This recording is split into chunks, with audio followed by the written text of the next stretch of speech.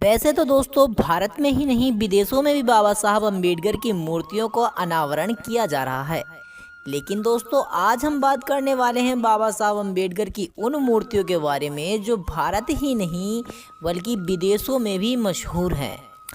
सबसे पहले मैं यहाँ पर एक प्रश्न की बात बता दूं कि हमारे भारत देश में सबसे ज़्यादा मूर्तियाँ दुनिया भर में बाबा साहब अम्बेडकर की ही हैं और 3 मूर्तियाँ तो हमारे भारत देश में ऐसी हैं जो बनी हुई तो भारत में है लेकिन वे दुनिया भर में नहीं विश्व में भी मशहूर हैं। तो चलिए दोस्तों ये तो हुई भारत की बात। अब जानते हैं कि आखिर कितने देशों में बाबा साहब भीमराव अंबेडकर की मूर्तियों का अनावरण किया जा रहा है। वैसे तो दोस्तों बाबा साहब अम्बेडकर को दुनिया भर में भारतीय संविधान के निर्माता के रूप में जाना जाता है, तो कहीं उनको जाति का नाश, छुआछूत और भेदभाव को मिटाने वाले ईश्वर के नाम से जाना जाता है। ऐसा ही नहीं दोस्तों कि भारत देश में अम्बेडकरवादी हो। आज पढ़ लिख कर हर इंसान देश विदेश घूम रहा है तो वह भी जानता है कि हाँ मैं अम्बेडकरवादी हूँ और वह नकारता नहीं है।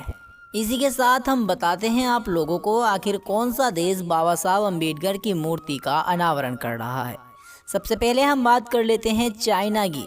चाइना में बाबा साहब अम्बेडकर की 350 फुट ऊंची मूर्ति बनाई जा रही है।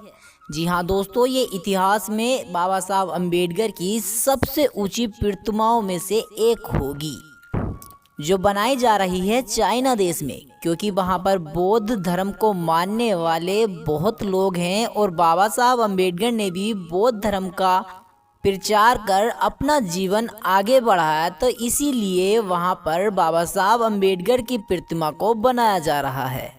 बाबा साहब के अम्बेडकर के हाथों के द्वारा लिखे गए भारतीय संविधान को कई विदेशियों ने पढ़ा, जिसमें उन्होंने पढ़ने के बाद ये पता लगाया कि बाबा साहब अम्बेडकर जितना पढ़ा लिखा इंसान कोई भी नहीं था।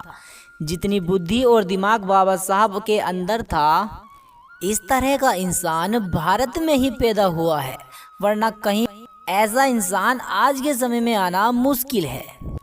वैसे दोस्तों आप लोग बाबा साहब अम्बेडकर को कितना मानते हैं हमें कमेंट कर कर जरूर बताएं और हमारी इस वीडियो को लाइक कमेंट शेयर जरूर करें।